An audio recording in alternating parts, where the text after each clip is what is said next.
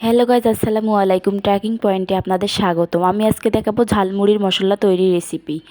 আমি প্রথমে একটি বাটি নিয়েছি, হলুদের গুঁড়ো 1 চামচ দিয়ে দিলাম, লাল মরিচের গুঁড়ো 1 চামচ, ধনিয়া গুঁড়ো 1 চামচ, জিরার গুঁড়ো 1 চামচ, পানি অ্যাড করে দিচ্ছি, ভালোভাবে মিশিয়ে নেব।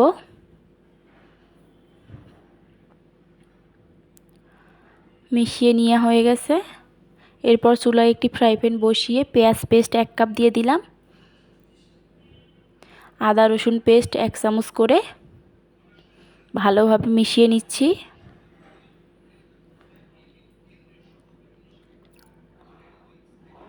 সরিষা পেস্ট 1 চামচ পরিমাণ।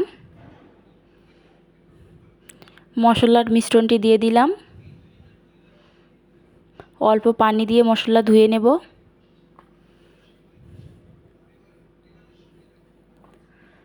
ভালোভাবে কষিয়ে নিচ্ছি। গরম মশলা গুঁড়ো 1 চামচ দিয়ে দিচ্ছি, লবণ 1 চা চামচ, বিট লবণ 1 চামচ দিয়ে মিশিয়ে নিচ্ছি। সব মশলাগুলো খুব ভালো করে কষিয়ে নেব।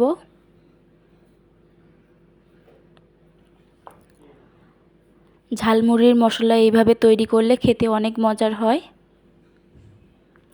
নামিয়ে ঠান্ডা করে নেব। হয়ে গেছে আমার ঝালমুড়ির মশলা তৈরি। বয়মে ভরে নেব। এই রকম করে মশলাটি তৈরি করে আপনারা ফ্রিজে নরমালে রেখে 1 মাস খেতে পারবেন। এভাবে নরমাল ফ্রিজে রেখে 1 মাস সংগ্রহ করতে পারবেন। আশা করছি আপনাদের কাছে মুড়ির মশলা রেসিপিটি ভালো লাগবে। ভালো লাগলে অবশ্যই আমার চ্যানেলটিকে সাবস্ক্রাইব করে দেবেন। চানাচুর দিয়ে দিচ্ছি,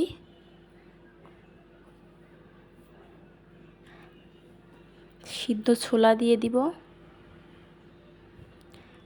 কাঁচা ছোলা, পেঁয়াজ কুচি,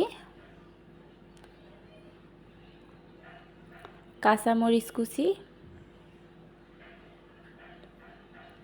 মুড়ির মশলাগুলো দিয়ে দিচ্ছি।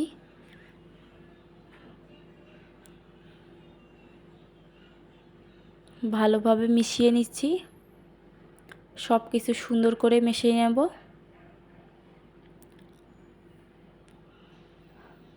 দেখেন আমার হয়ে গেল ঝালমুড়ি মশলা তো তৈরি হয়ে গেছে।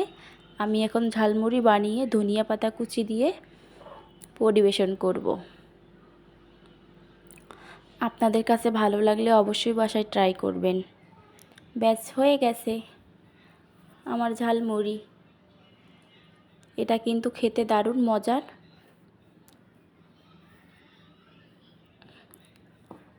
আপনারা অবশ্যই এই মশলাটা বাসায় তৈরি করে রাখবেন।